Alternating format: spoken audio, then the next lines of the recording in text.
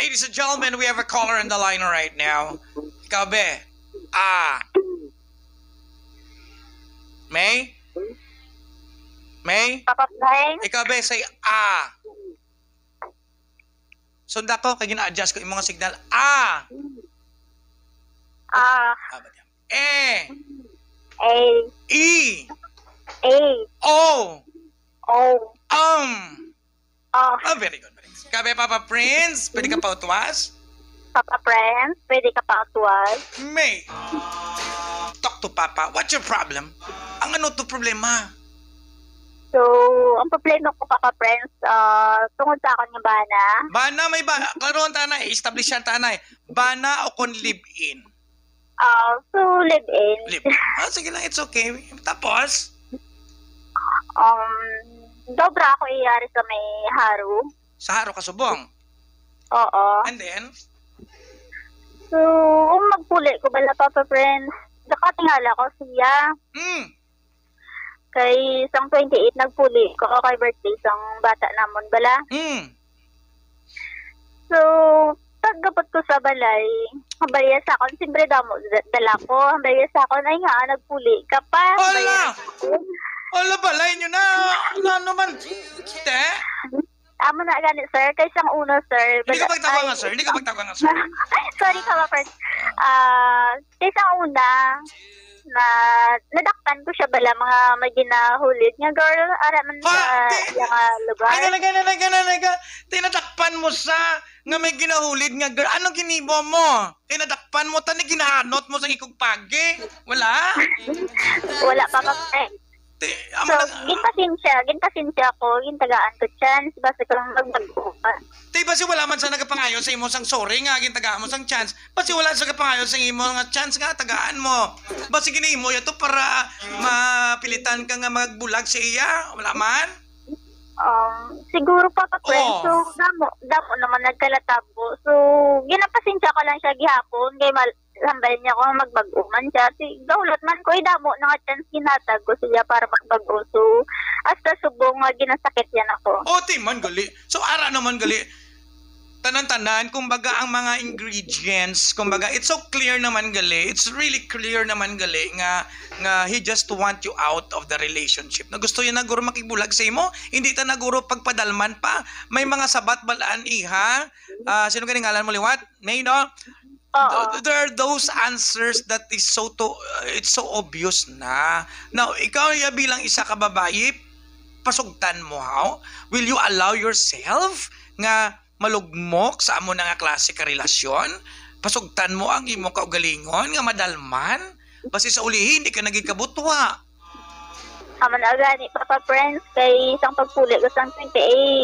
Ginsakit ya pa ko. Tayo makin mo na. Ang punto bala nga, kung mag-abot na gani sa tinion, nga ginasakit ka na sang imo nga live-in, sang lalaki, wala yan na ka na ginarespito. Tandaan nyo na, girls, pamate,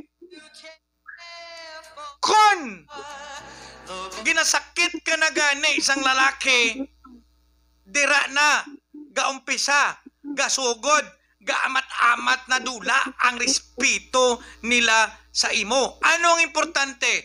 Ang respeto mo ko sa kagalingon mo. Ang respeto mo sa imo nga self. So, ano imoon mo? Get out of it. Puli ka sa inyo. May obra ka, hadlok ka, Tandaan mo, ang isa ka babae nga may obra, wala na nahadlok nga bayaan sang lalaki. Kabalo na sa mangita sang iyang klanon. Kag, liwaton ko sa imo, may ha? Liwat-liwaton ko, may. Babae ka, abanse ka. Sigurado ko. Ako yung makapasiguro sa imo, binigay ko may pagkabigatot ka. Makapasiguro ko. Hindi namin ko bla.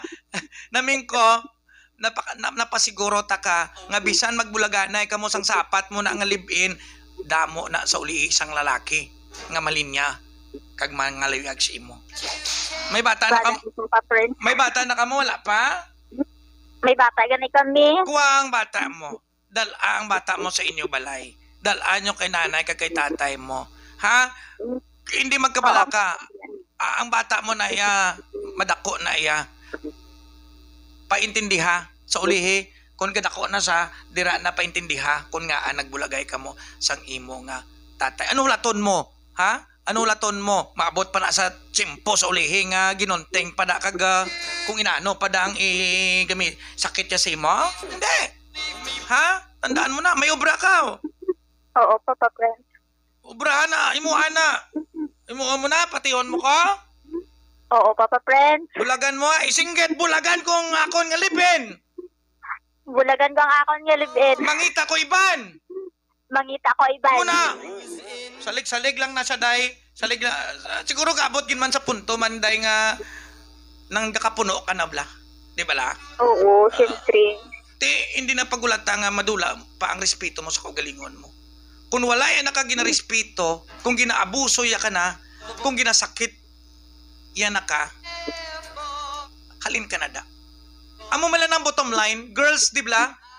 Bisan ano gani ka babaidor sang lalaki, mamantiniran nyo. Bisan ano gani ka bisuhan sang lalaki, mamantiniran nyo ang relasyon. Pero umabot na gani sa punto nga ginasakit yan na ka. Umabot na gani sa punto nga ginaabuso yan na ka. Amo na na, guro. Ang punto nga kinahanglan mo na nga makikbulag. Gets nyo? Di ba? Sakto man, no? A woman can endure.